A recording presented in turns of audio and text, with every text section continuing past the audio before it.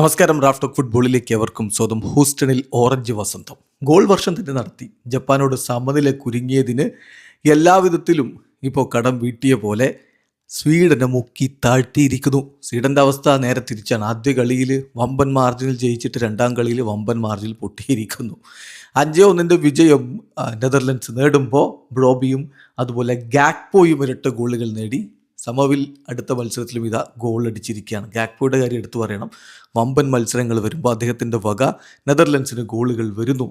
യൂറോസിൽ 7 കളികൾ കളിച്ച് 4 goal contributions ആണെങ്കിൽ വേൾഡ് കപ്പിൽ 7 കളികളിൽ നിന്ന് 6 ഗോൾ കോൺട്രിബ്യൂഷൻസ് എന്ന രൂപത്തിലേക്ക് എത്തിയിരിക്കുന്നു. ഗാക്പോ ഇൻ നെതർലൻഡ്സ് ഷർട്ട് അത് വേറെ ലെവലാണ് എന്നുള്ളത് വീണ്ടും അദ്ദേഹം തെളിയിക്കുന്നു. ഏതായാലും 5-1 വിജയത്തിലേക്ക് പോകുമ്പോൾ സ്വീഡൻ്റെ ഗോൾ കണ്ടെത്തിയത് എലാങ്കയാണ്.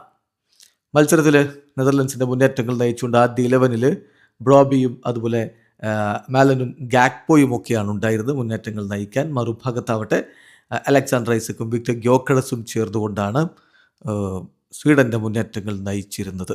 കളിയുടെ 5-ാമത്തെ മിനിറ്റിൽ തന്നെ ബ്രോബിയിലൂടെ നെതർലൻഡ്സ് ലീഡെടുത്ത് കഴിഞ്ഞിരുന്നു. 17-ാമത്തെ മിനിറ്റിൽ അദ്ദേഹത്തിൻ്റെ 2ാമത്തെ ഗോളും പിറന്നതോടുകൂടി കളി 20 മിനിറ്റ് ആകുമ്പോഴേക്കും നെതർലൻഡ്സ് പിടിച്ചു കഴിഞ്ഞിരുന്നു. പിന്നെ 47-ാമത്തെ മിനിറ്റിലാണ് ഗാക്പോയുടെ ആദ്യ ഗോൾ പിറക്കുന്നത്.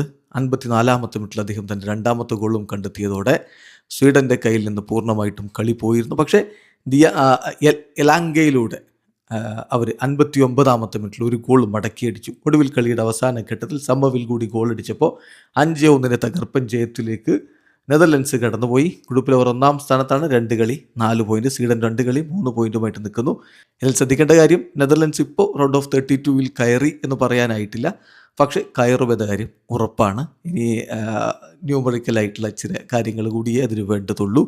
ആരായിരിക്കും എതിരാളികൾ? അത് ബ്രസീലോ മൊറോക്കോയോ? അതാണ് ഇനി അറിയേണ്ടത്. വീഡിയോ അവസാനിക്കുന്നത്. ഫുട്ബോൾ ലോകത്ത് കൂടുതൽ വിശേഷങ്ങളുമായി റാഫ് ടോക്സിൽ എത്താം.